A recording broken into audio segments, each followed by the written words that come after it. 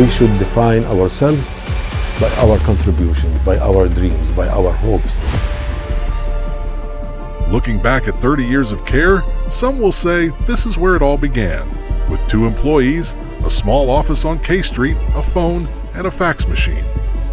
The Council on American-Islamic Relations launched in 1994, but the dream was planted long before. It was extremely crowded, no water, no electricity, no sanitary services, cramped. We used to just play in the dusty alleys. I was born in a refugee camp in Amman, Jordan, to a family who was dispossessed and was transferred from their hometown in Palestine. I think about the freedom that they lack, the normal life that other people around the world lived. The burden to fight against injustice has become part of my personality.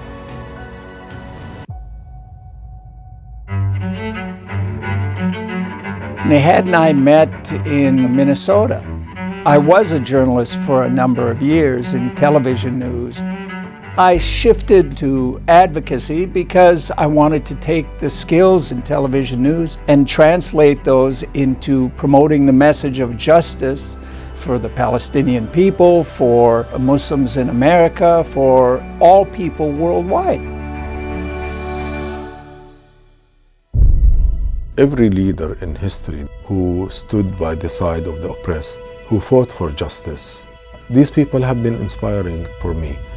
The legacy of Malcolm X impacted me a lot and shaped a lot of my views. Muhammad Ali, Waratuddin Muhammad, Martin Luther King, Rosa Parks, all of these figures helped us shape how we organize.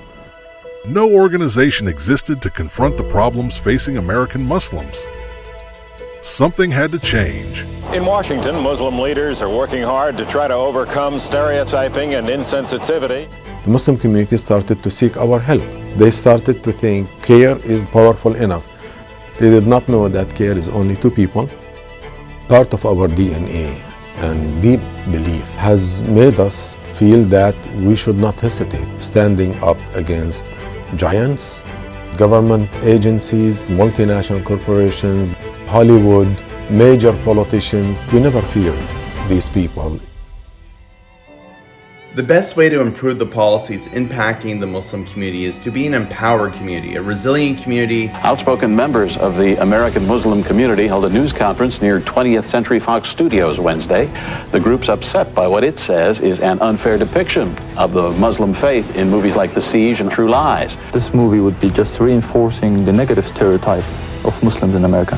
He's got a point. 24 has depicted terrorists from several different ethnic groups, but one of those groups has growing political muscle in this country, and it appears they just flexed it. The American Muslim community stands firmly beside their fellow Americans in denouncing and resisting all forms of terrorism. This disclaimer was aired before the highly popular Fox television program, 24, after CAIR officials met with network executives in Hollywood.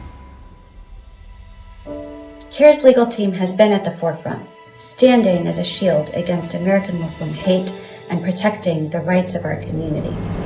This is a violation of somebody's First Amendment rights. CAIR called in the media, setting up press conferences in front of the hotel and JCPenney. Council on American-Islamic Relations.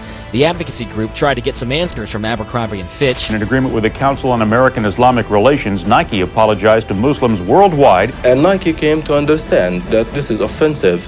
Offensive not to me or to my son, but offensive to 1.2 billion Muslims worldwide.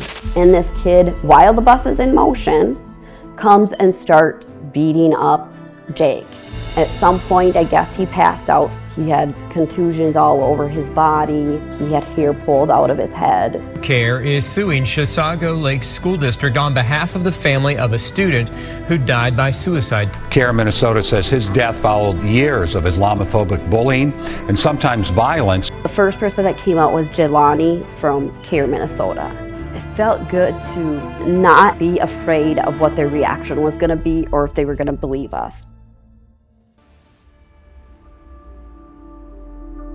CAIR has been around for 3 decades now. When we started, you could count on one hand the number of people that were speaking on behalf of the Muslim communities.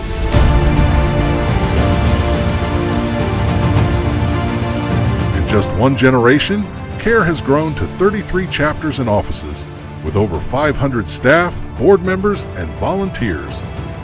Today, because of training and because of having a presence that was inspiring to people, you now have thousands of voices. All of us, Christians, Hindus, Jews alike in the United States, owe a great debt of service to CAIR. CAIR is on the front lines. CAIR is on the front lines. Your work has helped elevate Muslims across our nation. CAIR brings a wealth of credibility, professionalism, passion, and compassion. The work that CAIR is doing is not easy, and that's why they need our support. No other entity in this country has done more for the civil rights of Muslims. Over 30 years, CAIR has built that infrastructure so that today, when the challenge is mounted,